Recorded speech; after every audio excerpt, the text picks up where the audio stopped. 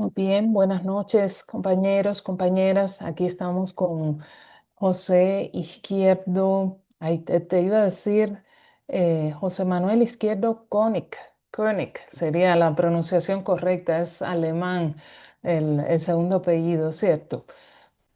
Sí, sí. Sí, Bueno, sí. es un investigador chileno que he invitado porque tiene una obra sumamente interesante sobre los compositores latinoamericanos en tiempos de la independencia.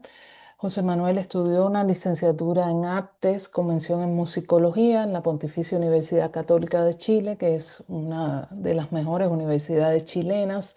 Tiene una maestría también en musicología por la Universidad de Chile y es doctor en música por Cambridge en 2017. Actualmente es profesor de la Facultad de Artes en la Universidad Católica de Chile y su trabajo se centra en la historia de la música en América Latina en el largo siglo XIX, incluyendo temáticas sobre compositores, óperas, mercados, circulación, entre otras. Además, ha liderado distintos proyectos sobre temas patrimoniales, muy importantes en América Latina, para recuperar el patrimonio regional eh, de la región y por su trabajo ha recibido distintos reconocimientos como el premio Tesi Rossiniane en Pesaro, Italia, el premio Otto Mayer Serra de Musicología y el premio Ruspoli de Musicología Euro-Latinoamericano por el premio TOSC de Estudios Transnacionales de la Ópera, entre otros. Por su aporte continuo a la cultura local, la ciudad de Valdivia le entregó a los 27 años la medalla de la ciudad y premio ProArte en 2012. ¿Eres de Valdivia, José? Sí, sí. Muy bien, eso también es interesante porque nuestros países son muy centralizados, entonces no sé si eso también afecta tu biografía y tus inquietudes de investigación. Ya nos platicarás. Quiero comentarte, bueno, te comentaba un poco de nuestros grupos invitados. Entiendo que hay personas acá que vienen de la materia de consulta de fuentes, ¿cierto? Porque todavía todos los nombres no me los sé. Si viene alguien de consulta de fuentes, sí, sí, ok, ok. Cristóbal Y, Vienade. ¿Mm? ajá. Y pues también hay personas de la materia de visión histórica que ya tuvieron una conferencia anterior muy interesante sobre la música, las funciones políticas de la música en la consagración de la Catedral de Puebla, de una investigadora acá de la Universidad de las Américas. Y pues les he comentado mucho de este proyecto. De pronto, lo que tú decías es difícil a veces cuando se pone muy técnico el análisis musical, Mm. ¿no? Pero hemos tenido mucha suerte del diálogo, un poco para que enriquezca la formación también que están teniendo nuestros estudiantes como cientistas sociales y abrirse a otro tipo de fuentes que pueden ser Mm. muy informativas desde el punto de vista de la sociología de la época, ¿no? Y de Mm. las especificidades de una época histórica. Sin más, muchas gracias, José. José se está conectando muy tarde desde Chile, entonces, y no podemos hacer mucho ruido porque tiene que haber tranquilidad por allá. No, pero yo estoy Pero, con audífonos. Ustedes ah, pueden hacer ruido. perfecto, perfecto. Muchas gracias, José. Pues avanzamos entonces con tu presentación. Bueno, gracias, gracias Rosa, y espero que les sea útil. O sea, me van diciendo, abramos una conversación, si quieren discutir algún punto. He preparado algunas láminas, tomando algunas presentaciones, pensando lo que me había dicho Rosa sobre este problema de trabajar con fuentes y las dificultades de cómo nos acercamos a las fuentes y que también nos van diciendo estos cambios en las fuentes que seleccionamos. Creo que eso es muy importante. Y yo creo que también cuando uno está estudiando y está decidiendo qué hacer, incluso si no viene de distintas disciplinas, digamos, creo que personalmente me doy cuenta ahora que una de las cosas que es más difíciles es darse cuenta lo mucho que las fuentes que utilizamos nos construyen la imaginación sobre lo que estamos contemplando. Nos construyen los lentes que utilizamos, nos construyen los marcos en que pensamos. Y a veces se nos olvida lo mucho que pesan en decidir cosas que damos por sentadas. Y que a veces como creo pasa mucho en historia, pero también pasa mucho en otras disciplinas y sin duda pasa en sociología y en trabajos con datos, em, que es en la medida en que vamos a buscar otras fuentes y vamos a encontrarlas de otras maneras, es que realmente empezamos a no solo encontrar otras respuestas, sino que abrir nuevas preguntas. Creo que eso es muy importante. O sea, yo, como digo, tengo una presentación un poco para contarles de dónde viene la idea de lo que trabajé en este libro. Pero efectivamente trabajo con varias cosas, distintos temas. Y, y de hecho mi última publicación es algo completamente distinto, el libro que acabo de sacar, pero todavía no lo lanzo, que es sobre científicos en el siglo XIX, viajeros y qué sé yo, trabajando con memoria. Porque la historia de la ciencia también me gusta mucho y creo que es donde más se ve esa diferencia, cuando nos damos cuenta que la ciencia es histórica y que en algún minuto a alguien se le ocurrió lo que damos por sentado. Creo que es muy bonito eso cómo se va construyendo y cómo nos recuerda constantemente que cómo construimos conocimiento hoy también algún minuto va a ser histórico en el futuro. Em, Hay cosas que pensamos como muy obvias, como la medicina o qué sé yo. Entonces les voy a tratar de compartir, a ver. Jackie, she was me.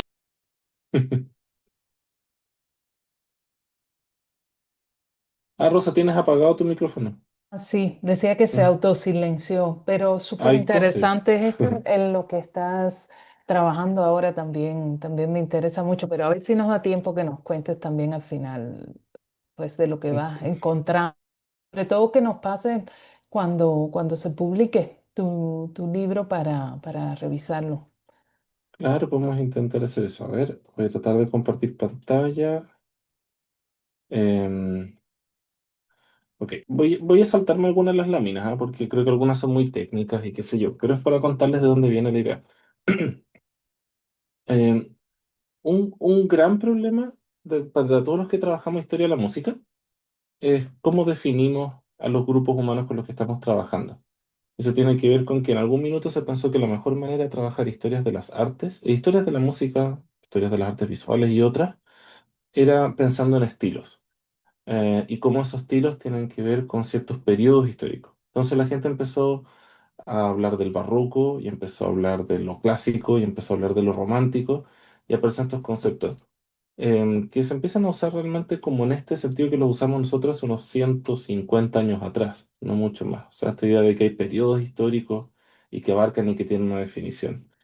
Y algo que es muy importante para los que estudiamos música es que mucho de cómo se ha trabajado la historia de la música viene de a trabajar la música romántica. Y la música romántica es la música, para no entrar mucho, la música del siglo XIX. Y si piensan, cuando alguien habla de música clásica en particular, son los nombres que más suenan, ¿no? Un Beethoven, un Brahms, todo ese Schumann, todo lo que hay que aprender cuando alguien estudia piano, ese tipo de cosas, Chopin. Y ese es como el núcleo duro de donde nace la disciplina de historia de la música un poco. Entonces es muy difícil escapar de ahí. Pero yo creo que algo que a mí me llamó mucho la atención, por años desde que era estudiante de pregrado y me costó mucho darle forma a cómo llegar ahí, era que me parecía impresionante que aquel periodo de la historia de la música que más conocemos, el periodo de Beethoven, de Mozart, de la música clásica de hace unos 200 años atrás, el que más se estudia, el que más hay congresos, del que más se trabaja, de todos los periodos de la historia de la música, era del que menos sabíamos en América Latina. O sea, en América Latina prácticamente no sabíamos nada de ese periodo. Am, Todavía sabemos muy poco. Y de hecho, si uno va a los como libros de historia de la música en América Latina, es bien impresionante porque incluso se saltan este periodo. Es como que no hay cómo ubicarlo. Y nadie sabía mucho qué hacer, como cómo llegar y entrar a él. Entonces lo que les quiero contar un poco es por qué eso es difícil y cómo eso finalmente habla de las fuentes que elegimos para hablar de historia de la música y de las situaciones como sociales de los músicos, que me parece que puede ser las más interesantes. Em, y eso tiene que ver como con los patrones de lo que imaginamos que hacen las personas y cómo nos instalamos como modelos. Entonces, el modelo como clásico de historia de la música como, y que más ha trabajado es este modelo de lo que algunos autores han llamado como Beethoven como héroe, el modelo del genio.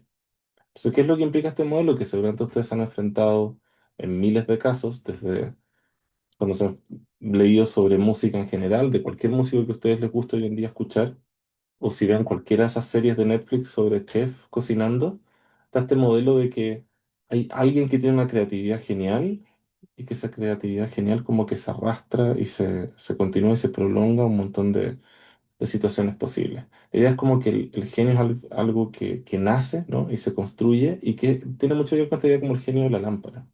Como que es un conocimiento que se transmite a través, que llega desde la naturaleza, desde lo divino, donde sea, y esta persona lo canaliza y logra algo que es increíble y que el resto no podemos lograr. Ese modelo, para muchas personas y por mucho tiempo en la historia de la música, se asoció principalmente con Beethoven. Y Beethoven como un personaje que de alguna manera es el primero que quizás conscientemente cree que él también es eso, que él también es un genio. Y como que instala este modelo, en una época en que ese modelo se está instalando en muchas áreas del conocimiento humano, hace unos 200 años atrás, desde las ciencias como la filosofía, la estética, las artes visuales, entre otras. Y es muy interesante cómo se proyecta ese modelo, que es un modelo como con mucha intención y con mucha capacidad. Lo que más plantea y va a instalarse un debate muy profundo en esta época, hace unos 200 años atrás, es la idea de que ciertos artistas trabajan porque quieren crear, porque les nace crear, y otros lo hacen porque es su trabajo y tienen que como viven de eso o lo hacen para ganar dinero. Esa es una tensión muy fuerte en las historias y las estéticas de las artes.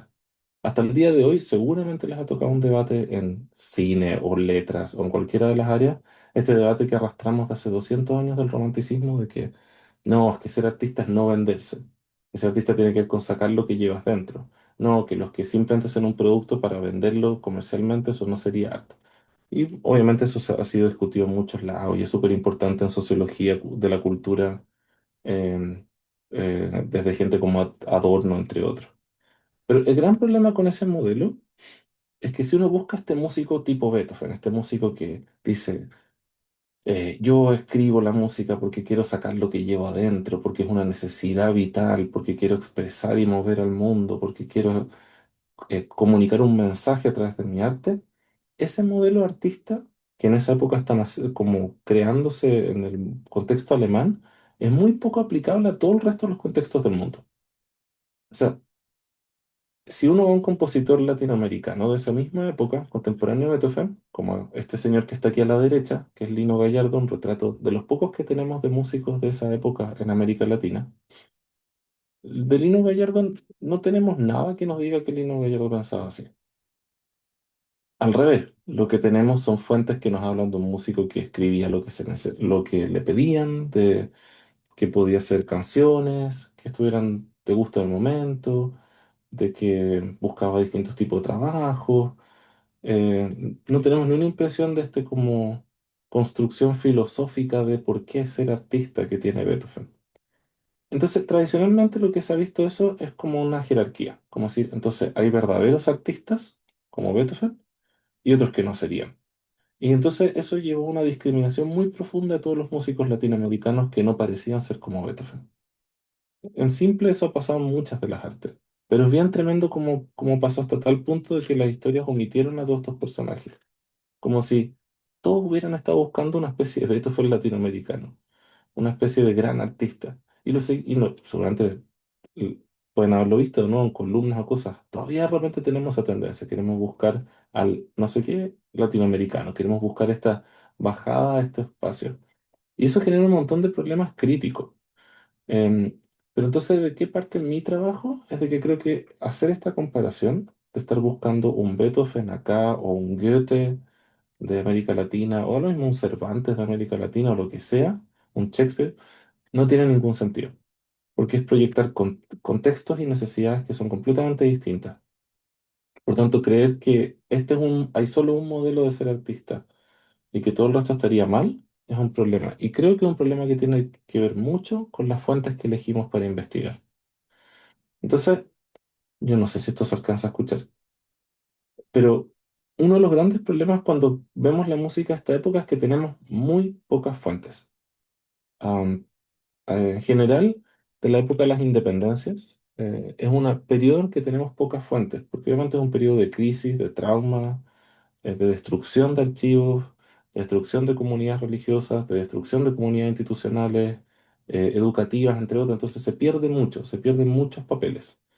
Em, y también de que, en el fondo, si pensamos que es un periodo de guerras, de crisis y todo eso, ¿qué significa hacer música en esos años? O sea, esto, por ejemplo, es uno del tipo de piezas de Lino Gallardo de esos años, compositor que les mostré recién, que es de Venezuela.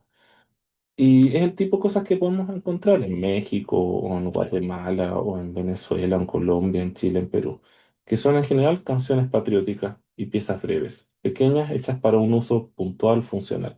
Esta, no sé si se va a escuchar, es la canción americana de Lino Gallardo.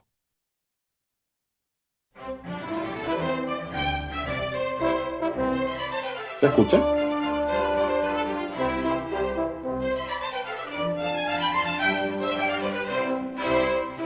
Viva, viva tan solo el pueblo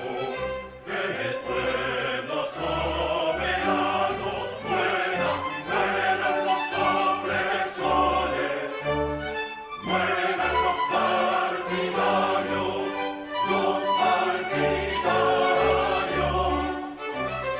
Viva tan solo el pueblo soberano, mueran, mueran los opresores, mueran, mueran los partidarios.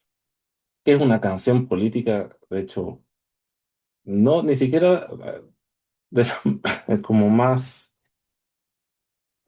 llamativas de la época, ni que duró más tiempo, ni nada, pero es una música que tiene que ir con un contexto funcional, que tiene que ir con las necesidades de hacer el momento y todo.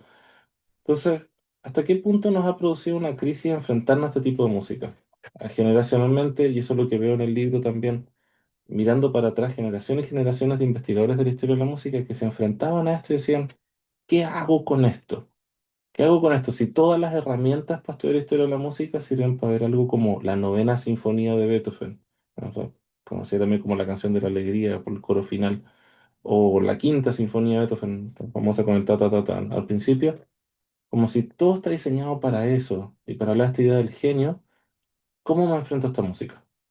¿Cómo me enfrento a que esto es lo que ocurre? Y, y yo creo que eso tiene que ver finalmente con cuestiones que son estructurales y, por lo menos para mí, perdón. Estamos en época de alergias acá en primavera.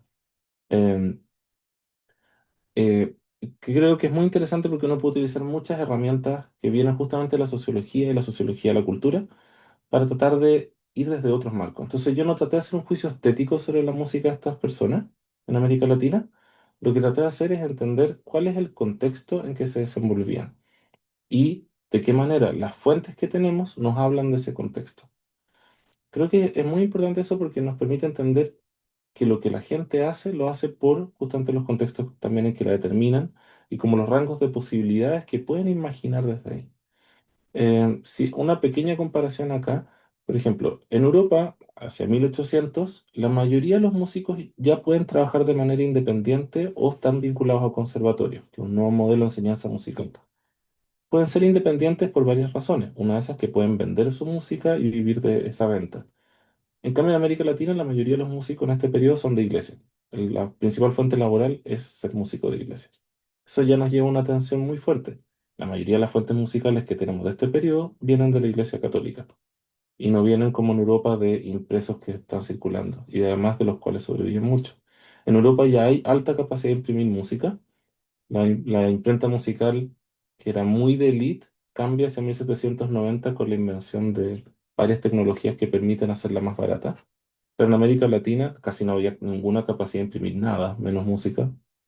No había salas de concierto. En Europa ya se había inventado la idea de un concierto público en que tú pagas una entrada para entrar. De nuevo, por censura colonial, eso no se podía acá.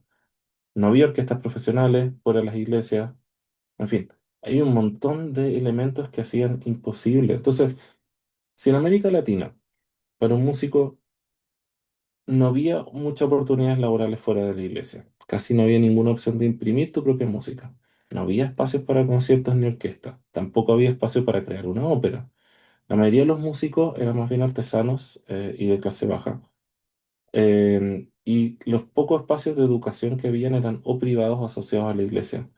¿Cuál era el perfil de lo que vamos a encontrar? ¿Vamos a encontrar una quinta sinfonía? ¿Vamos a encontrar una gran sonata para piano? ¿Vamos a encontrar algunas de estas obras que son lo que esperamos de Europa? No, si no hay ningún espacio para crearla. Y entonces hay que separar el tema de la capacidad de las personas de lo que podemos encontrar como materiales.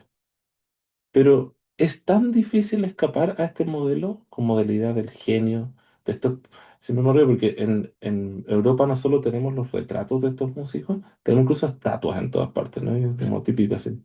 ¿No ves me gusta esta carátula así que es como un Beethoven, que es como una estatua que ya te consume de la pura impresión de idea de genialidad como construida culturalmente. En América Latina casi no tenemos ni siquiera un retrato de los músicos. No sabemos ni cómo se veían. La mayoría de las veces no tenemos ni siquiera una carta. De Beethoven o de Mozart tenemos colecciones de cientos de cartas. Tenemos diarios completos de conversaciones. Eh, Son tantas las décadas de construcción de que lo que teníamos nosotros no valía nada, que casi nada se salvó. Y eso obviamente desencadena en que también nuestras propias temporadas de la música que hacemos no tienen muchas fuentes con que trabajar. Em, Esto, por ejemplo, es de un estudio que hice hace poco, que era de lo que tocan las orquestas en Chile en años recientes, estadísticamente, y no hay obras, no solo chilenas, sino de América Latina, no hay nada, pero todo el repertorio es de esa época. Está lleno de Beethoven, está lleno de Mendelssohn, está lleno de todo, y es como que, ¿qué es lo nuestro que podríamos poner ahí? Entonces, para mí es bien interesante ese caso porque la idea es esta tensión entre qué es lo que hay, qué es lo que creemos que podemos encontrar, pero por otro lado, la relación de eso con las fuentes que realmente podemos tener para estudiar. Un caso que yo he trabajado mucho y que en el libro trabajo es el problema de la sinfonía. ¿Por qué me interesa particularmente? Porque es evidente que hacia 1800, 1810, 20, la sinfonía es el género más prestigioso en la Europa central. O sea, es el género que va a significar que la gente comente en los diarios, que es como un statement de artista, ¿no? Es como lo que en artes visuales en ese momento también es el gran lienzo, digamos, al óleo, ¿no? Que se expone en una galería. Es ese momento un statement creativo importante. Como les decía antes, no existían las condiciones en América Latina para crear sinfonía. ¿Por qué alguien las crearía? Y de hecho, en lo que yo más he intentado a través de muchos viajes, encontrando alguna cosa por ahí, alguna pieza orquestal, no hay nada. De hecho, de México no conocemos ninguna de este periodo. Y uno dice, tiene que haber habido, alguien tiene que haber hecho algo. En Guatemala hay un par, por ejemplo. ¿Y por qué habría en Guatemala? En Venezuela hay dos, de un compositor Juan Macerón, que curiosamente es la 5 y la 8, lo cual te dice que tienen que estar, algunos van a ver, existieron la uno, la 4, la 6 y la 7. Entonces, ¿cómo es posible? Y además, yo trabajo particularmente en Bolivia un compositor que es Pedro Jiménez Abril, que a mí me intriga mucho porque su música apareció completa en un solo baúl. Era un baúl que estaba en una casa y donde estaban todos sus manuscritos. Y en esos manuscritos aparecieron 40 sinfonías. Entonces, de pronto, el balance que teníamos, que era que en realidad nadie hacía sinfonías en América Latina, no existía. O sea, esa era nuestra concepción mental, que nadie hacía este tipo de música. De repente, un tipo en los altos de Bolivia, que digamos a 3 meses del mar, en la mitad eh, de la zona andina altiplánica, digamos, a más de 3.000 metros de altura, alguien está haciendo 40 sinfonías. Y para mí ese fue un punto de quiebre. Ese fue literalmente el punto de quiebre. Es un punto de quiebre que nació de esas fuentes, porque ese volumen de música no es explicable con lo que sabíamos antes. Y entonces lleva un par de posibilidades bien serias.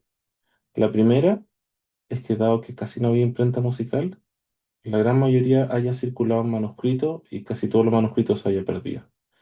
Y eso nos lleva a una de las tensiones más importantes de las fuentes en América Latina, que es la precariedad de la conservación de las fuentes. Entonces, en general, al no haber archivos nacionales o estando recién generándose en esta época, los archivos de iglesia muchas veces, a menos que sean grandes catedrales, perdiéndose, entre otros, lo cierto es que nuestro volumen de información para decir cómo era realmente el campo cultural, el campo científico, otros campos, es muy bajo. En general en América Latina, sobre todo para ciertos periodos, tendemos a trabajar con muy poquitas fuentes para hacer conclusiones. Y eso lleva a una serie de peligros. Pero son los peligros más atractivos y más interesantes. Eso tiene que ver con un concepto que en historia se usa mucho, que es la masa crítica de fuentes, ¿no? En el fondo, ¿en qué punto tienes una masa de fuentes que te permite sustentar una hipótesis? Nuestras hipótesis en América Latina creo que muchas veces no han existido porque no hemos tenido el volumen de fuentes para ni siquiera arriesgarnos. ¿Me puedo arriesgar con una sinfonía solamente? ¿Me puedo arriesgar con una sonata en México, que es la única que tenemos y está en un manuscrito en una iglesia que lo han visto 3 personas? ¿Puedo arriesgarme a decir con eso algo o no? Entonces, para mí, las 40 sinfonías de Pedro Jiménez fueron como un espacio de decir, me tengo que arriesgar. Aquí hay algo más complejo que lo que estamos observando. Si esta persona está escribiendo esas 40 sinfonías, algo está pasando ahí. Y eso en la colección de Jiménez es muy interesante porque hay unas, entre otras cosas, hay una sinfonía 20 de otro músico que vivía en esa misma ciudad, pero no hay ninguna de las otras 19 de ese músico. Solo está esa 20 porque se la dedicó a este Pedro Jiménez. Y significa que todo lo otro que ese músico haya hecho se perdió. Mi gran impresión hoy en día es que la gran mayoría del material musical de este periodo está perdido. Está perdido y probablemente irremediablemente perdido. O sea, es papel que ya se ocupó para envolver carne en alguna carnicería, ¿no? Hace más de 150 años. Y creo que reconocer esa realidad precaria en América Latina, la fuente es muy importante para cómo nos hacemos las preguntas. Y voy a adelantar un poco, después les puedo hablar de esto, los espacios donde se hacía música, etcétera. Pero creo que lo interesante con Pedro Jiménez es que también nos invita, o al menos a mí me invitó a decir que el estándar de lo que yo esperaba en música no se condecía con lo que realmente estábamos encontrando. Esta fue una de las primeras obras que yo edité de Pedro Jiménez. Es un cuarteto de cuerdas, el primer cuarteto de cuerdas que encontramos en América Latina, de este periodo como clásico romántico.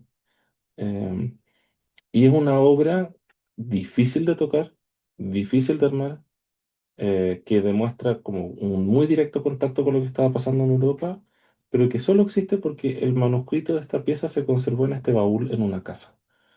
Eh, y si no hubiera estado ese manuscrito de su mano y se hubiera salvado esa partitura, estaría perdida. Que no, como les decía, no había imprenta y la gran mayoría era solo la copia única. Así suena un poquito para que escuchen.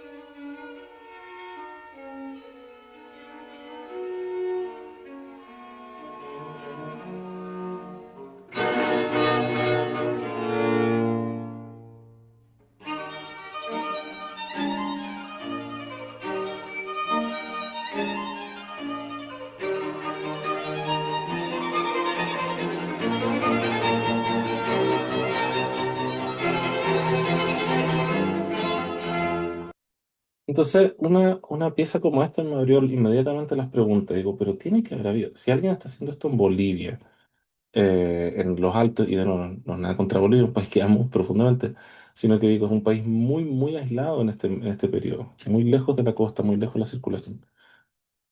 Tiene que haber habido en Ciudad de México, por ejemplo, gente escribiendo cosas parecidas. Tiene que haber habido en Río de Janeiro, tiene que haber habido en Lima. Es imposible pensar que eso no había y que entonces no se conserve ninguna. Nos habla mucho no solo de esta precariedad, sino de qué se esperaba de esto.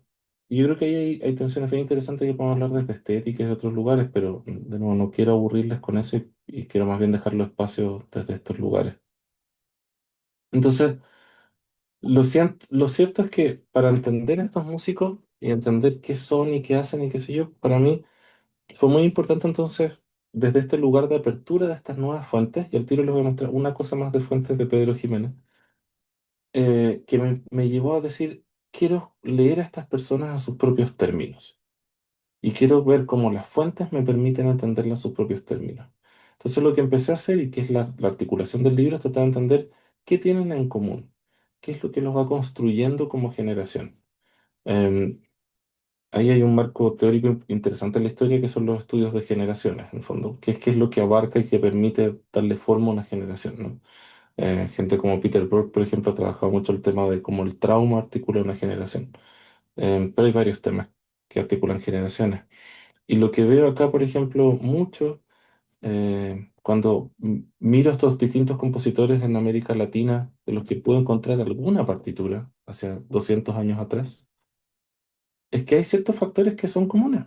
Y les quiero mencionar tres factores como importantes, creo. Em, el primero es que la mayoría o sufrió directamente en las guerras de independencia, o sufrió personalmente, perdió algo, perdió familia, o tuvo que participar en la guerra, en un combate, ser parte del ejército, o tuvo que emigrar por culpa de la guerra. O sea, la guerra es un factor traumático profundo que abarca. Y creo que eso es bien interesante porque tendemos a ver las guerras de la independencia solo en estos sentidos como patrióticos de fiestas de la independencia, como de presidente o presidenta haciendo una celebración, y no como un trauma profundo de guerra, que también es otra parte de ese contexto. Tendemos a olvidarlo y cuando vemos estas vidas humanas y desde las artes, creo que a veces es más obvio. Lo segundo, y como pueden ver aquí, y como decía antes, que todos son músicos asociados a capilla, o sea, músicos de iglesia. Es transversal y define a todos estos músicos. No podemos sacarlo.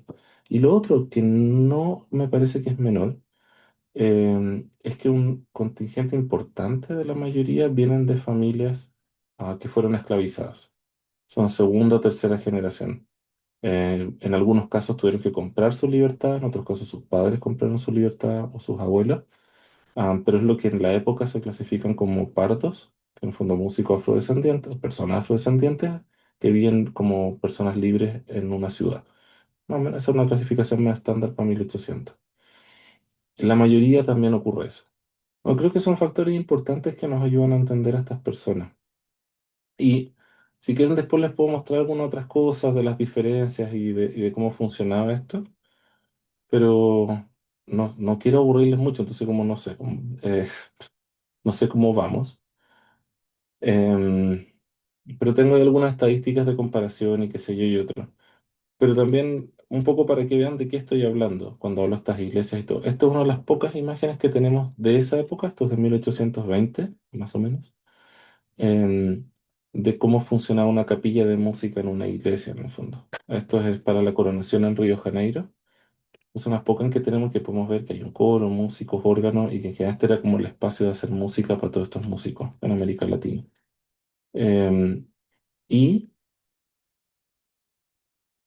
creo que, y esto también se los quiero mostrar, después puedo ir a otros casos y problemas, si es que les parece interesante, pero me parece que esto es un buen ejemplo para mí de lo que ayuda a ser una fuente y cómo la fuente nos cambia las perspectivas sobre las cosas.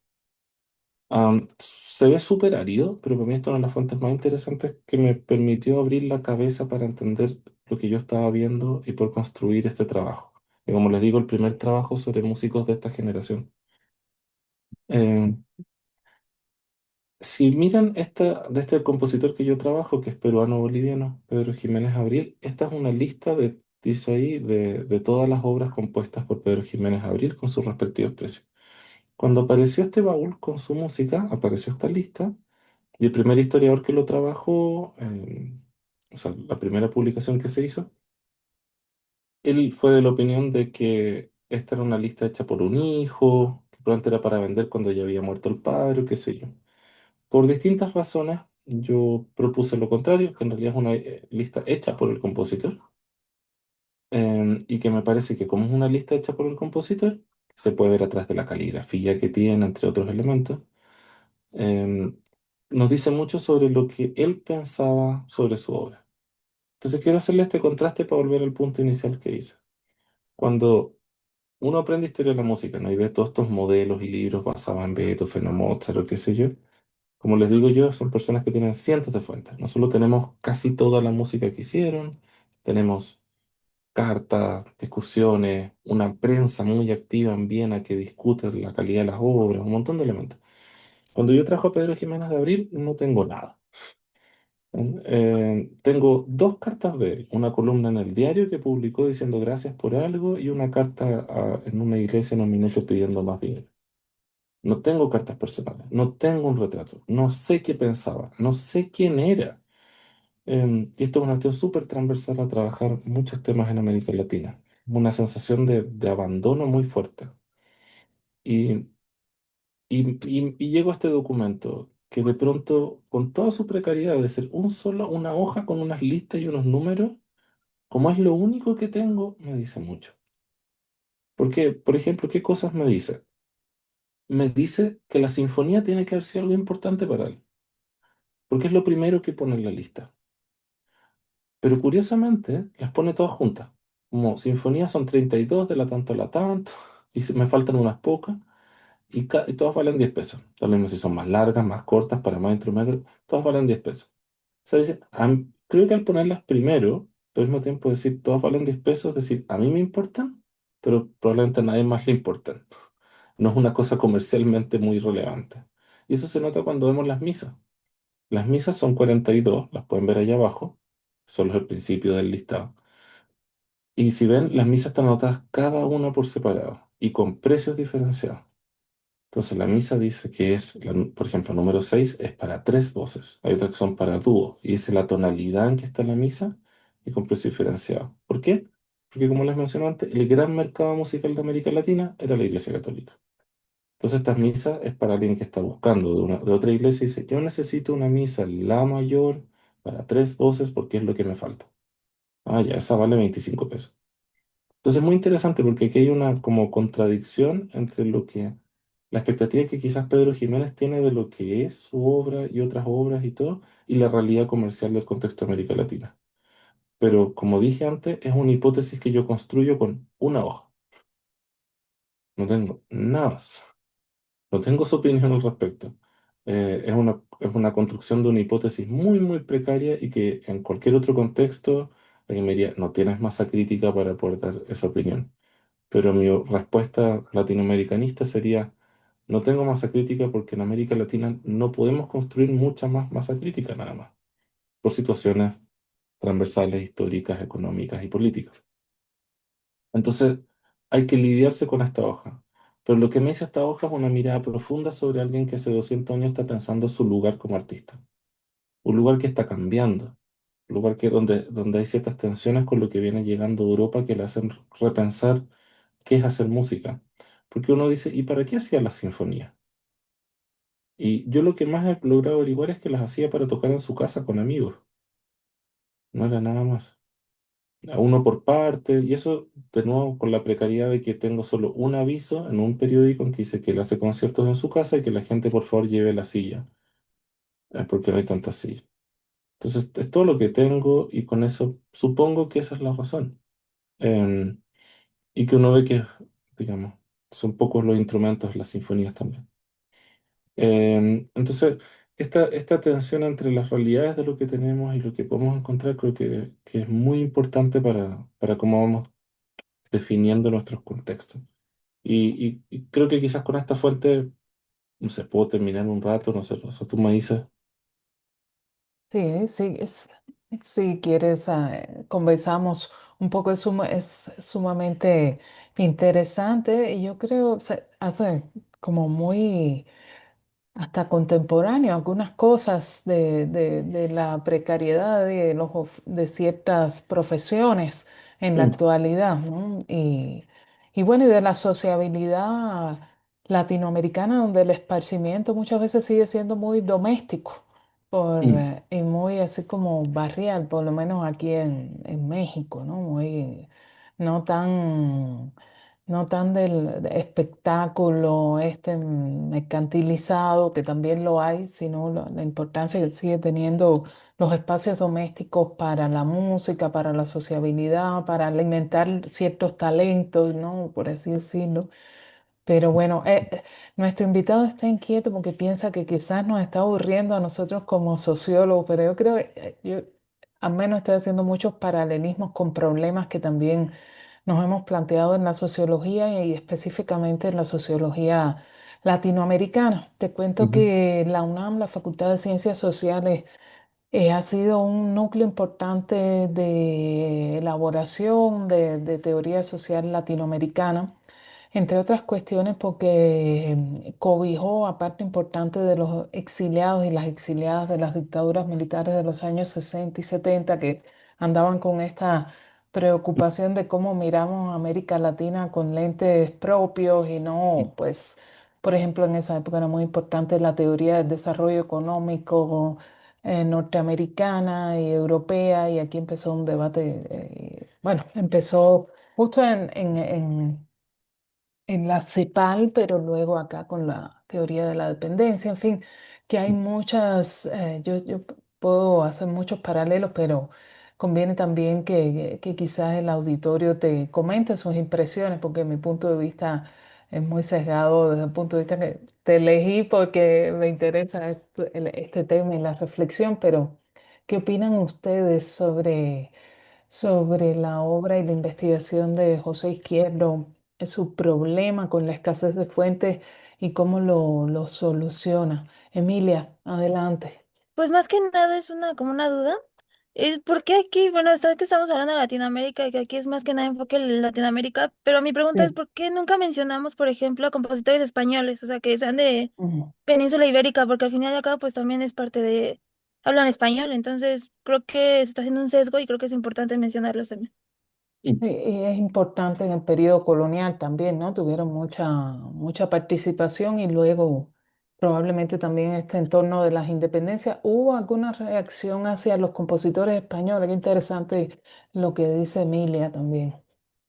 Gracias, Emilia. Sí, yo creo que ahí hay una tensión profunda que siempre es difícil. Es difícil por cuestiones de políticas académicas actuales como también de problemáticas históricas. Y efectivamente eso es distinto y una razón por la cual, por ejemplo, yo también en el libro, en este libro, en otros no, pero en este libro omito el caso cubano, justamente. Ujú. Cuba, Cuba, bueno, saben, sigue funcionando Polonia. como colonia, aunque con muchos altibajos y cambios durante el siglo. Y también la situación de Brasil es bastante complicada y Ujú. distinta. El resto de Hispanoamérica tiene varias similitudes.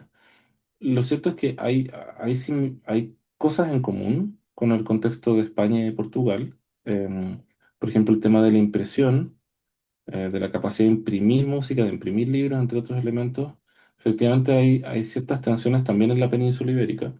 Los temas de la censura y el influjo de la Iglesia Católica sobre esa censura es bien fuerte hasta 1776 por lo menos, en que cambian las leyes.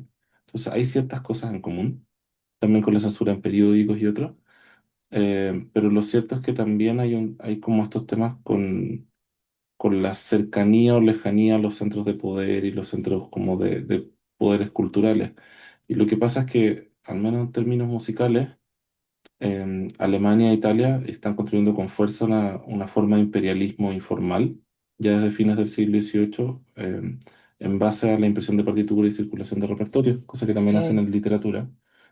Y España toma una actitud muy distinta frente a ese imperialismo cultural alemán-italiano, que la que toman algunas de las ex colonias y todavía colonias en América Latina. Entonces, hay tensiones y diferencias. Yo en algunos trabajos lo he trabajado junto con España, en otros no. Me parece que es muy interesante, por ejemplo, para esta época el caso de los versos orquestales, que es un repertorio netamente que se encuentra en México y Guatemala, y que también se encuentra mucho en España, donde no se pueden trabajar los unos y los otros. O sea, hay un diálogo muy profundo y muy de la mano. Mientras que hay otro repertorio en que hay otras tensiones. Lo cierto también es que el acto desde ya los 1800 y poco, en algunos países de los 1790, de separarse de España también es muy fuerte. Eh, entonces sí, hay muchas tensiones, pero yo estoy de acuerdo contigo. Es una decisión. Todas estas cosas son decisiones. Ujú. Son decisiones que a veces son, o sea, prácticamente siempre son arbitrarias. Son arbitrarias para tratar de explicar un problema en un momento con esas fuentes que hay en un momento dado. Y también considerando que no podemos descartar que el trabajo con fuentes implica una realidad económica también, importante. O sea, cuesta conseguir fondos para moverse, hacer un trabajo para alguien de Estados Unidos hacer un trabajo sobre América Latina y conseguir el dinero para viajar por todos los países no es tan difícil, dependiendo de la universidad. También puedes trabajar sobre heavy metal en Uzbekistán si quieres, pero en muchos otros países los fondos son más nacionalistas, requieren incorporar elementos locales y los viajes son más caros, en fin, en temas de recursos también. Trabajar con archivos españoles era un tema. Sí. Adelante, Fer. Hola, sí, claro. O sea, creo que hasta ahora me parece como súper importante como esta acotación que hace, ¿no? Como la precariedad de encontrar las fuentes y es igual una dificultad que nos hemos topado también dentro del proyecto, ¿no? Como justo encontrar fuentes durante la colonia, durante la conquista, incluso previas. Es muy diferente, ¿no? Y que justo es interesante cómo es que las fuentes sabemos que existen, ¿no? O sea, como tenemos la certeza de que hubo creación de cultura musical durante esos periodos y para nosotros desde América Latina es obvio y es más que relevante, ¿no? Como encontrar este tipo de fuentes, pero justo dónde, ¿no? ¿Dónde están esas expresiones? ¿Dónde las podemos encontrar? Incluso justo algo, una dificultad, ¿no? Que justo teníamos en el proyecto es necesitamos fuentes que estén en YouTube, ¿no? Como también al alcance de todas las personas que podamos como justo alcanzarlas de forma como no comercial o justo a partir de los recursos que tengamos como dentro del proyecto, ¿no? Y sí me parece también súper interesante como pues qué tipo de expresiones, ¿no? También como justo la comparación que se hace pues en Europa, ¿no? Como expresiones, pues sí, incluso yo hace poco veía una fuente como justo que planteaban a Mozart como este freelance que ya de repente al final de su vida pues hacía como estas sonatas como justo por encargo, ¿no? Y que en América Latina pues no se ve porque era como una cultura totalmente cooptada pues por lo religioso o por las estructuras pues coloniales, ¿no? Que ven en ese entonces. Y sí, claro, igual esto me lleva como a pensar en lo que mencionaba al inicio, como la figura de los genios y cómo es que, claro que hay genios en Europa, pero ¿por qué en América Latina no se les considera como tal, ¿no? Y como esta jerarquía que hay de producción de cultura en cuanto a cómo se catalogan los genios en Europa y cómo se hace desde América Latina, me parece fabuloso. Pero sí, igual, muchas gracias, igual como a lo que nos ha compartido hasta ahora y vamos bien, vamos bien. Creo que, gracias Fernanda. Dos cosas ahí que podría mencionar, por si son de interés. Una, y creo que tiene que ver con la pregunta que hizo antes Emilia, que de hecho tengo un artículo que ahora va a salir pronto en inglés, pero que lo publiqué hace 10 años atrás en español y que es un artículo que nunca esperé que le fuera muy interesante, pero es lo que más me citan y que más me invitan a cosas a hablar. Que fue un artículo en que habla sobre el problema del autoexotismo como investigador. Em, y que en el fondo tenía que ver con cuando yo estaba trabajando, haciendo mi doctorado en Inglaterra. Entonces viene esta tensión de decir, ok, lo que esperan de mí es que me venda como lo más exótico posible porque eso es lo atractivo.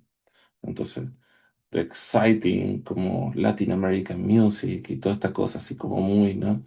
Em, y, y venía todo ese espíritu. Yo creo que el libro mío, este libro, Filarmónico Patriotas, viene mucho de esa crisis, de ese momento de decir, "Oh, ay, tengo que vender lo que yo hago como algo muy latinoamericano, si no nadie no me escucha".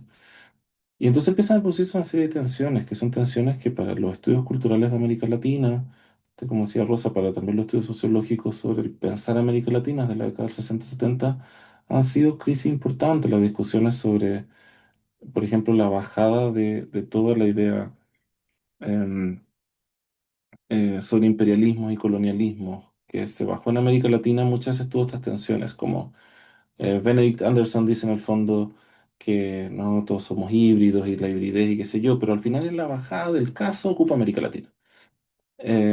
Y esa bajada del caso entonces se transmite a gente como Walter Miñolo y otras personas a una idea de decir, bueno, quizás en América Latina hay algo que es esencialmente distinto en esta hibridez, en esta combinación, en esta... Y eso generó un marco en el cual muchas veces nos hemos tratado de pensar desde la diferencia. La pregunta muchas veces cuando trabajamos arte son los valores que asignamos a esa diferencia. Entonces, por ejemplo, cuando Otto Mayer Serra, el famoso investigador de la primera como investigador así clave de la música mexicana, ¿no? Que trabaja con Estados Unidos también y todo hace casi 100 años. Otto Mayer Serra decía específicamente que la música, que estas como partituras de las iglesias, estas cosas no solo eran basura, sino que dice, hay una cita que siempre me guardo que dice, es basura de basura. Y dice, si ya la música en América Latina es basura, entonces esa música ya es la basura de la basura. Pero él escribía mucho validando la música de América Latina. Entonces, estas tensiones de tratar de ser diferentes han tenido mucho apunte en algunas décadas y para algunas generaciones han sido por lo negativo, decir, no valemos nada, estos compositores, Lino Gallardo, Pedro Jiménez, no valen nada, no están haciendo la novena sinfonía de Beethoven. Pero también nosotros hoy en día a veces corremos el riesgo de tratar de decir, no, lo que más vale la pena es porque son latinoamericanos y tiene estas cosas inherentes o qué sé yo. Entonces, algo que me pasa mucho con Pedro Jiménez y que me da mucha risa es que tiene una obra, una de más de 600 obras, en que ocupa una pequeña danza andina, que es evidentemente una danza andina. Esa obra la tocan y la tocan y la tocan y la tocan y se ha tocado en todos los países y se ha grabado de Japón hasta Cuba, Estados Unidos, y me la piden y me la piden y me la piden. Y la han tocado pues, grandes guitarristas con orquesta sinfónica, aunque la obra no es para orquesta. Y me ha tocado incluso veces en que la hacen en ciudades en Perú, en Bolivia, y la orquesta la montan en escenarios móviles que flotan por el aire. Y todas las otras obras similares de Pedro Jiménez no se han hecho, la gran mayoría no se han hecho ninguna. Pero es que esa es la que suena latinoamericana. Entonces esas tensiones en qué buscamos y qué esperamos no solo hablan de los periodos, sino, volviendo al tema de la invitación, muchas veces también a qué seleccionamos como fuentes. Creo que muchas veces tenemos un bias como no del todo reconocemos y que cuesta reconocer porque es muy profundo, de tratar de buscar aquello que nos hace diferentes. Y yo creo por eso se conecta con la pregunta de Emilia también, porque a veces en esa búsqueda tensionamos y tratamos de separarnos de las obvias similitudes que tenemos con España o con Filipinas o cualquier otra cosa, tanto a nivel de nacionalismo como de latinoamericanismo. Por otro lado, parte B, es que a veces buscar esas diferencias es útil como herramienta metodológica. Y en este caso, para mí, la herramienta metodológica fue una sociología de la cultura que tenía mucho que ver finalmente con la historia del trabajo. Es decir, creo que si estamos hablando como de estética, siempre vamos a chocar con que si la Quinta Sinfonía de Beethoven es mejor que cualquier otra cosa que encontremos. Y ahí no vamos a llegar a ninguna parte. Para mí en este libro fue muy central hablar del músico como trabajador. Y el músico como trabajador y el modelo del artista como trabajador parte de la pregunta eh, de que te ganas la vida finalmente. Es un modelo que se utiliza mucho para trabajar música popular hoy, pero rara vez para trabajar música clásica. Y creo que, como un poco Fernanda decía, es muy interesante mirar a Mozart desde la perspectiva de cuáles eran las posibilidades laborales de Mozart, cuáles eran las posibilidades laborales de Beethoven, etcétera. Y para mí lo mismo, cuáles eran las posibilidades laborales de un Pedro Jiménez o en México de un José Manuel Aldana, que les lleva a tomar las decisiones estéticas que también consideran. En fin, hay muchas tensiones posibles, pero creo que es importante considerar los dos lados de ese autoexotismo, tanto los lados negativos como las posibilidades como herramientas también.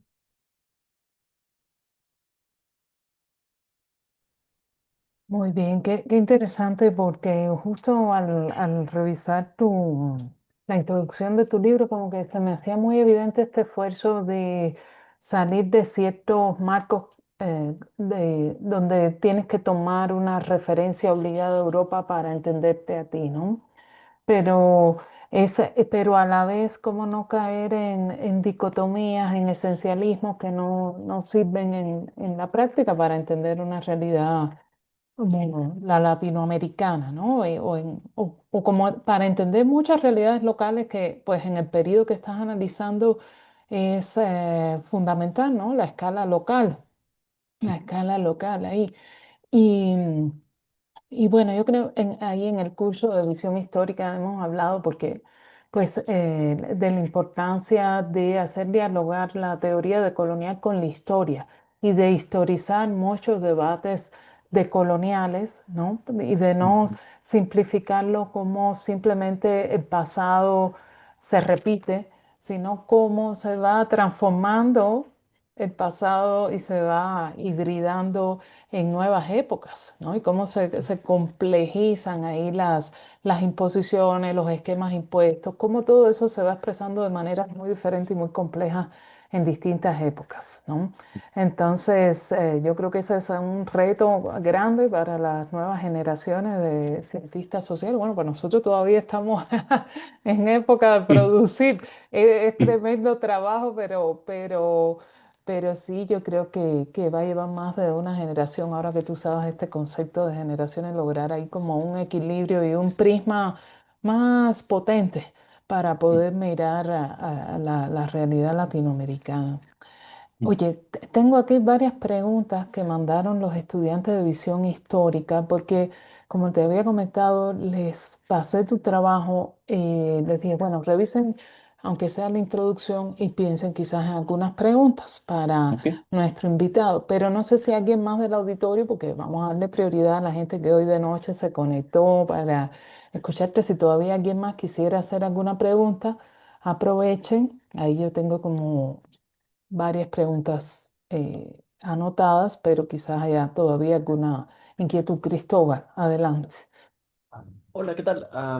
Yo igual quería, bueno, me surgió curiosidad esto que mencionaste de tus investigaciones igual en la historia de la ciencia y, bueno, y lo que mencionas de que la historia de las artes en Latinoamérica está regida por por estos como marcos económicos, ¿no? Y quería ver si algo pasa, algo similar pasa en la ciencia donde debían de estar atados a un proyecto específico o una universidad específica o algo por el estilo. Gracias. Gracias, Cristóbal. Sí, buena pregunta. A mí me pasa mucho, para ser honesto, que si cuando yo tenía 18 o 19 años hubiese sabido que existía la historia de la ciencia, quizás me hubiera dedicado a eso, a la historia de la música. Lo encuentro apasionante en muchos aspectos. Entonces, mi trabajo es un poco más amateur, pero al final cuando uno traje historia de la cultura, todo se puede. Entonces, sí, yo trabajo mucho con científicos y naturalistas. Viajero en el 19 y he publicado cosas ahí, porque en realidad yo considero que mi tema de trabajo es el siglo XIX.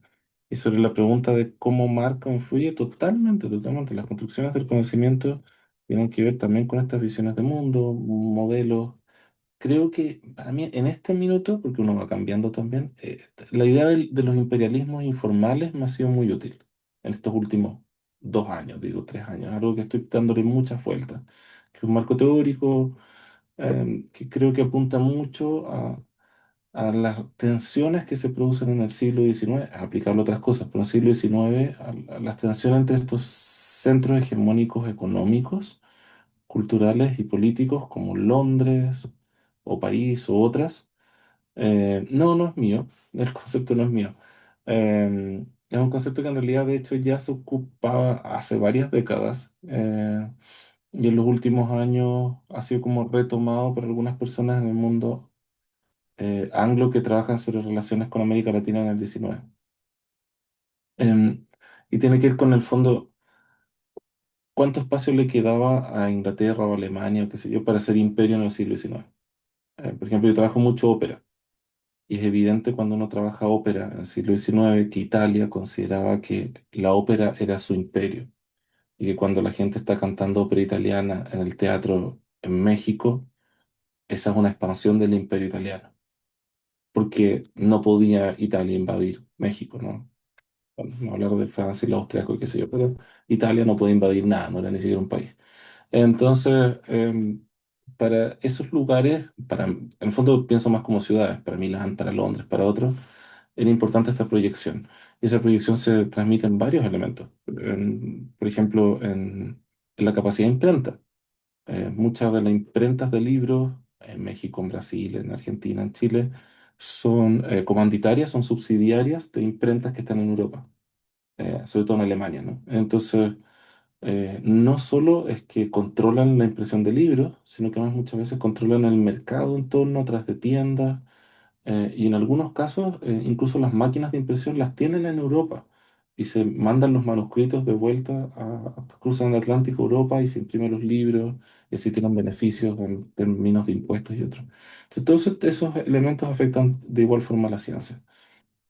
Y es evidente que ciertas problemáticas y tensiones entre los, por ejemplo, científicos europeos viajeros en el 19 y los científicos locales son muy, muy notorias. Eh, las decisiones sobre cómo nombrar un animal, por ejemplo. En plantas mm, hay algunas tensiones, pero en animales es más evidente todavía. Eh, si el término, por ejemplo, que se va a construir en el sistema como Linnaeus, el sistema en latín, va a incorporar algún término nacional o no, o va a definir, como que tiene mucho que ver con la construcción de la nación. Entonces, lo que están haciendo sus científicos no es inocuo para los gobiernos, al final es muy central y por eso hay financiamiento asociado. Lo mismo con la decisión de construir un museo o instalar una cierta cátedra en la universidad y de las tensiones sociales derivadas. Por ejemplo, un cambio importante que se produce desde fines de la colonia a fines del siglo XIX, durante el siglo XIX, es la medicina. A principios del siglo XIX, ser médico es una profesión que se entiende como manual y artesana. Entonces, es como ser médico es como ser zapatero. Y por tanto, ser médico es lo que muchas veces hace gente de clases artesanas, medias, bajas, pero no es algo que va a hacer alguien de la aristocracia criolla de ninguno de los países porque se consideraría de muy mal gusto ser médico. Pero luego vienen, con el paso de las décadas, inmigrantes de clase media europea, que son recibidos por esta clase alta, pero que tienen estas profesiones asociadas y que son más manuales, como médicos o dentistas. Entonces eso empieza a construir un giro en la percepción de qué es ser médico. Y eso implica crear cátedras de medicina en la universidad, cómo entenderlas. Y hoy en día nos parece, solamente les parece lo mismo en la UNAM, me imagino, pero hay ciertas como facultades que pesan mucho.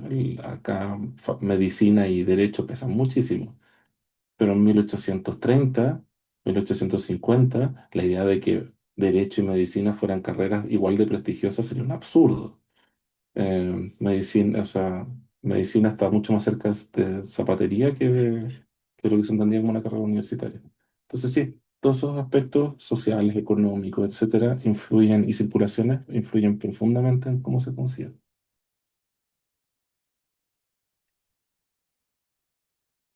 Muy bien, muy bien. Bueno, pues en la UNAM, ¿cuáles serían las facultades pesadas hoy? Ingeniería, creo, ¿no?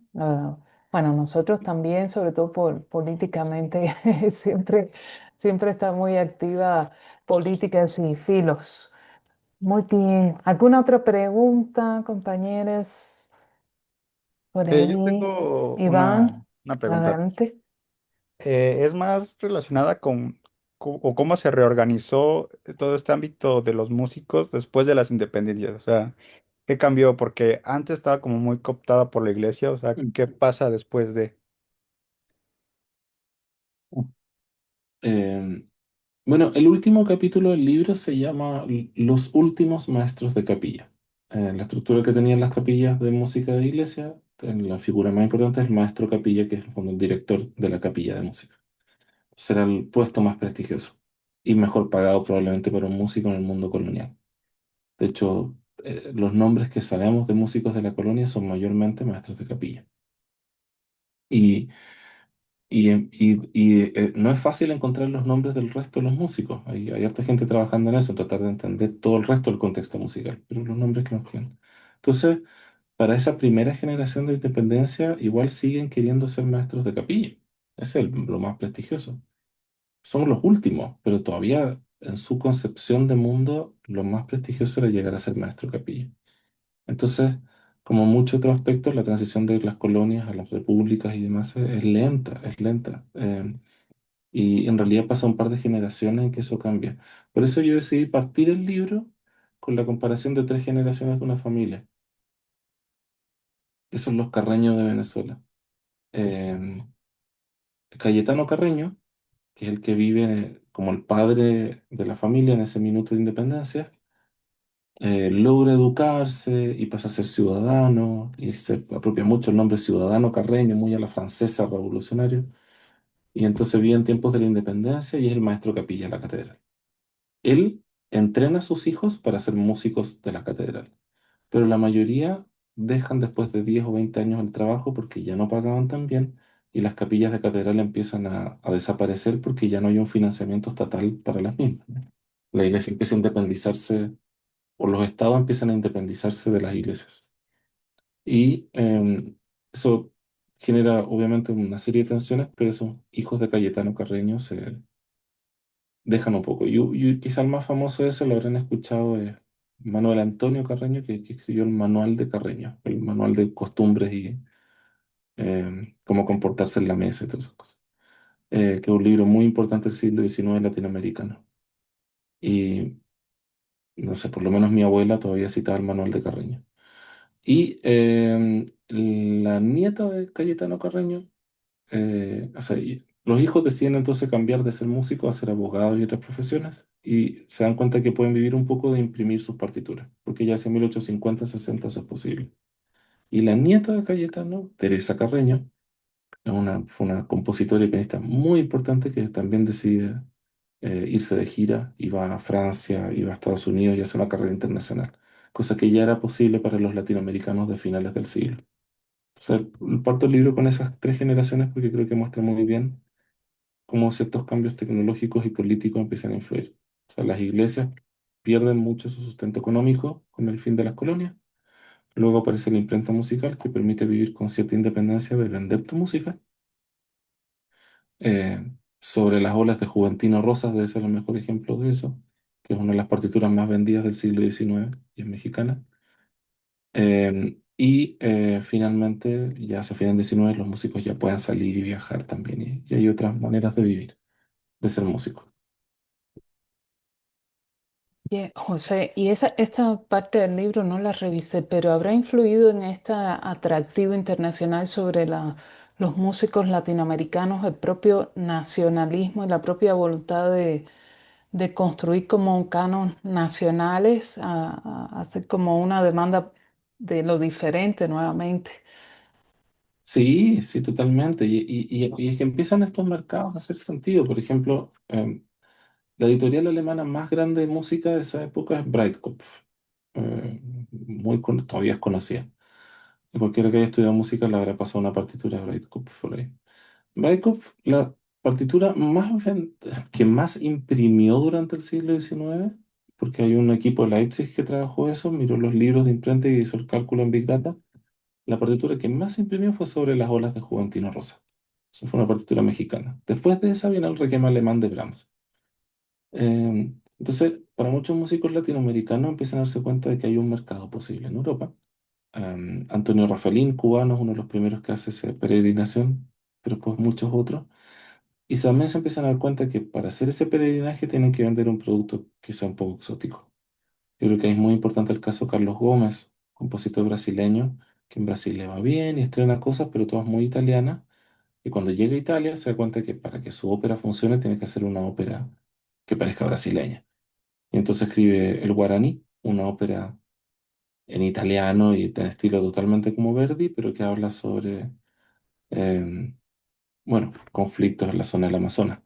Y entonces tienes este personaje italiano cantando en italiano, pero vestido como un guaraní, digamos, muy caricaturesco y exótico, ¿no? Con plumas y todo eso en el escenario. Y es un hit global. Y es una de las óperas más tocadas de su tiempo. Entonces, después de que Carlos Gómez hace eso, en 1870 y poco, en el fondo, ese es el punto de quiebre, en que todos se dan cuenta que ese es el camino a tomar. Y los nacionalismos empiezan a agarrar mucha fuerza.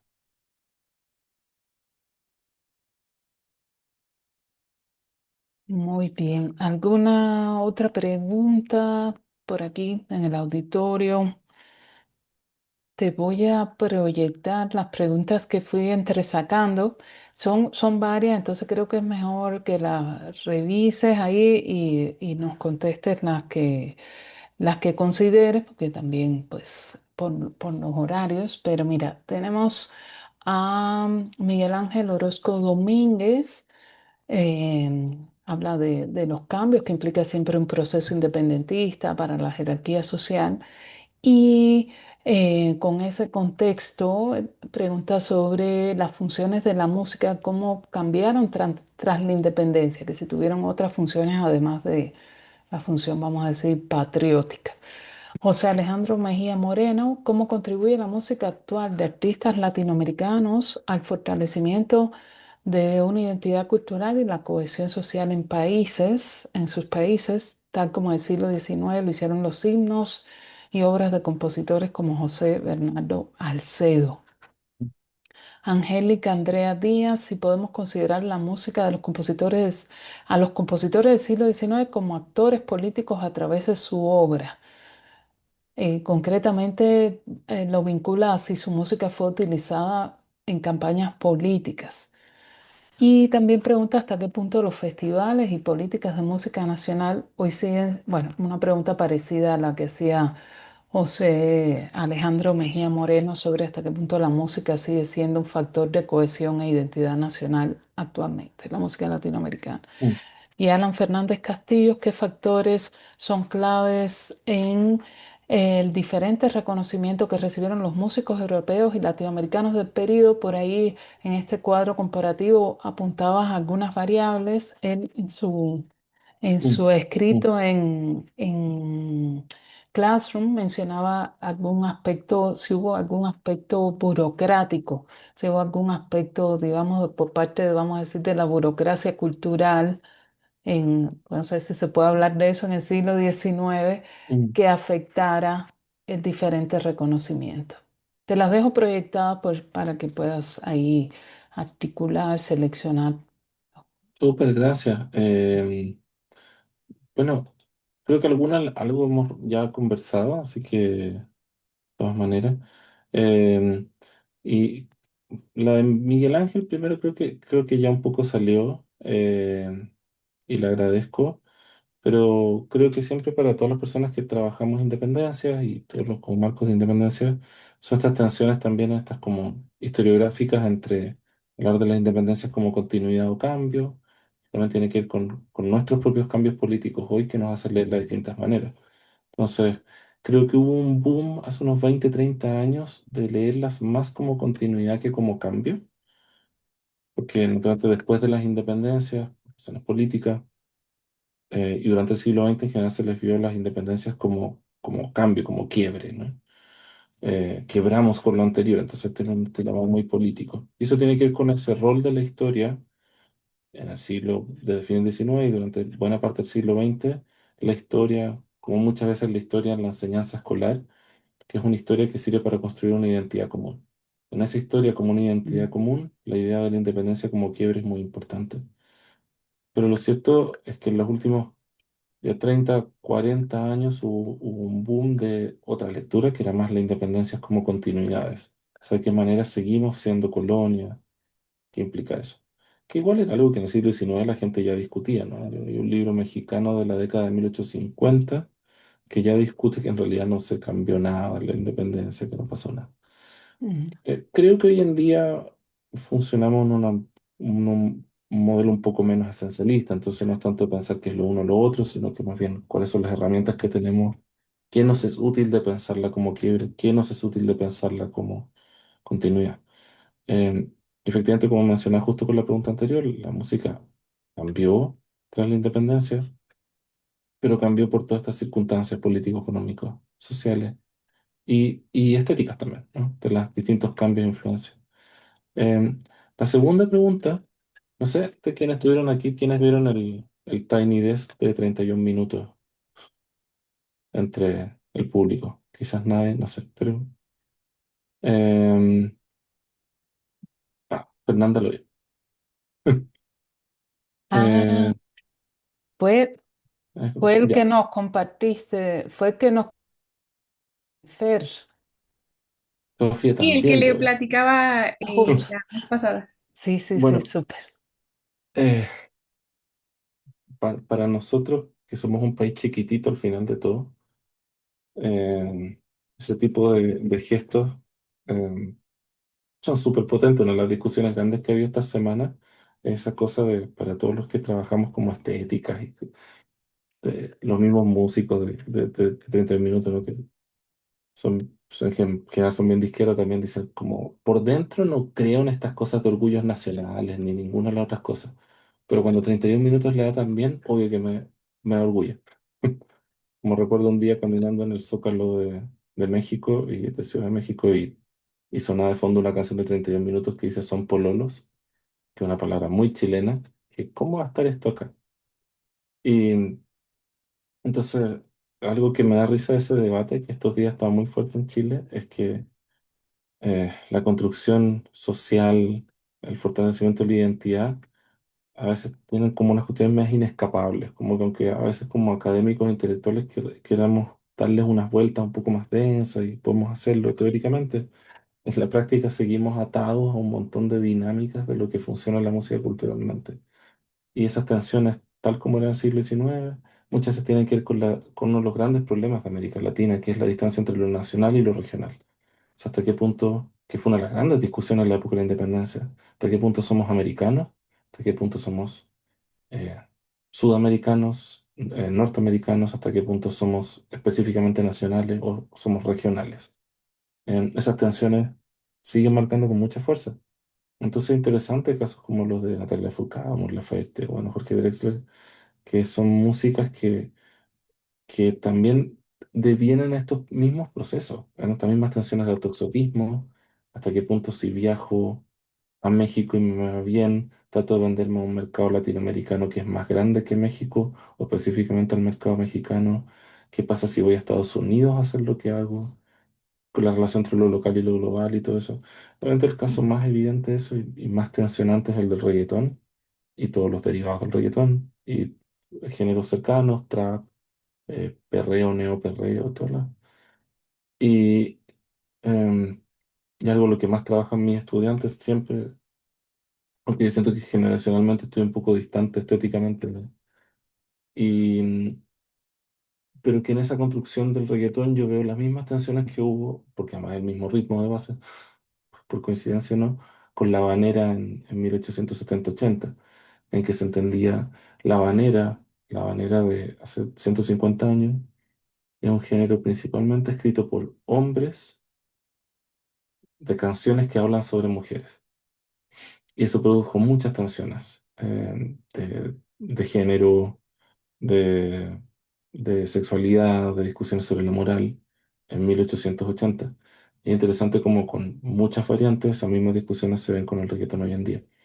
Y en ambos casos, la habanera como el reggaetón son géneros que si bien nacen en un punto específico o podría imaginarse que nacen en un punto específico de la región latinoamericana, en realidad desde su nacimiento ya están muy cruzados por un montón de otros factores y relaciones que hacen muy difícil limitarlos y que en su desarrollo inmediato, o sea, apenas aparecen, empiezan a volverse regionales y luego globales y que eso genera un montón de tensiones en sus significaciones. Entonces, efectivamente, la música siempre va a contribuir a fortalecimientos de identidad cultural, cohesión social, pero también esas mismas músicas pueden contribuir a todo lo opuesto. Y eso es lo interesante siempre del estudio de los objetos culturales, ¿no? Esas tensiones, cómo cambian sus recepciones. em, y esa manera que en 1880 era algo de lo cual se avergonzaba la sociedad cubana, hoy en día puede ser un orgullo histórico de, y lo que puede ser un género acá no es lo mismo, y lo mismo pasa con el vals, y lo mismo pasa con cualquier otro.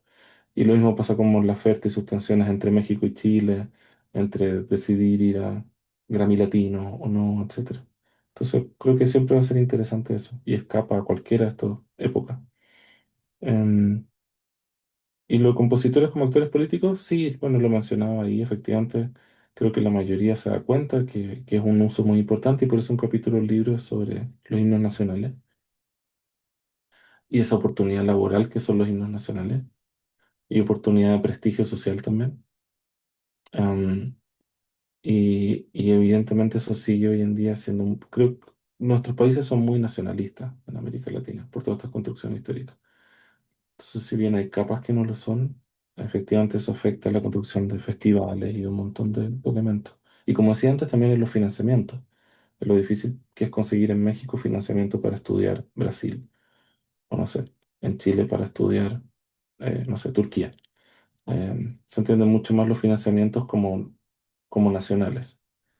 Eh, y finalmente la última pregunta de Alan.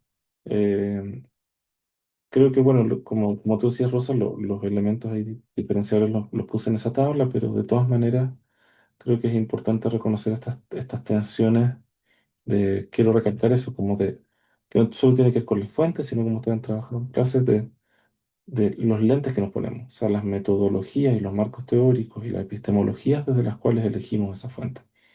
Entonces, como yo les decía, desde una construcción epistemológica muy basada en las estéticas de la música, me sería muy difícil apreciar y construir una narrativa eh, que haga sentido a esta generación de compositores, porque están muy determinadas por los modelos de análisis musical que están hechos para validar la música alemana e italiana de ese periodo. En cambio, generar otras lecturas desde otros lugares, como marcos de historia del trabajo, entre otras, me permitió encontrar puntos en común que permiten explicar otras cosas y desde ahí llegar de vuelta a la música.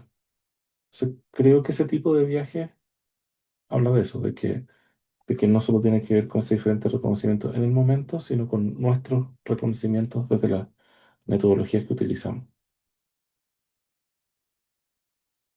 Súper. Ahora con esto último estaba recordando unas amigas demógrafas que hicieron hace poco un estudio sobre los trabajadores de la cultura y sobre los artistas, porque es una población también muy poco visible a través de Mm. las estadísticas laborales y bueno, pues tuvieron que hacer entrevistas, tuvieron que tratar de ubicarlos y hacer entrevistas para poder complementar ahí la data que tenía. Entonces sigue siendo un problema contemporáneo. Este, Sí, es espe- verdad. sí. Sí, Esperemos que al menos estemos en una época donde hay más registros documentales, producto también de la revolución tecnológica, ¿no? Hoy lo digital permite más, y también más dispersión de los acervos que aquí también hemos comentado, sobre todo con el grupo de consulta de fuentes.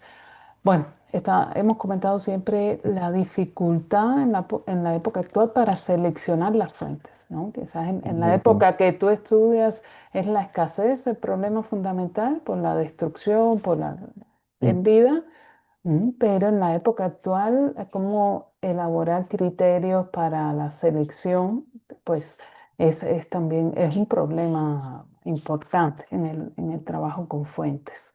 Es verdad, pero también está este peligro y estas tensiones de un mundo digital que quizá no sabemos cuánto se va a preservar el futuro, todas esas tensiones, ¿no? Sí, Y yo creo que eso es muy notorio, por ejemplo, cuando me tocó crear el archivo del Teatro Municipal, de la sala de ópera de acá, que tiene materiales desde el siglo XIX, y algo que me llamó mucho la atención es que tengo mucha más documentación sobre las compañías de 1890 que del año 2000, porque esos emails del año 2000-2002 nadie los guardó. Los ok, contratos que corrieron como copias digitales nadie los guardó. Las fotografías digitales tempranas, antes de la era de las nubes como respaldo, esas que se sacaban en disquete, no hay fotos. ya sé. Toda esa era de la fotografía digital temprana es una era como perdida para los historiadores de fotografía. Ujú, Entonces el mundo digital también va a ir construyendo esas tensiones que son así es. eh, bien interesantes. Tenemos que aprender de la historia, una vez más, para ver cómo preservamos las fuentes y los archivos, ¿no?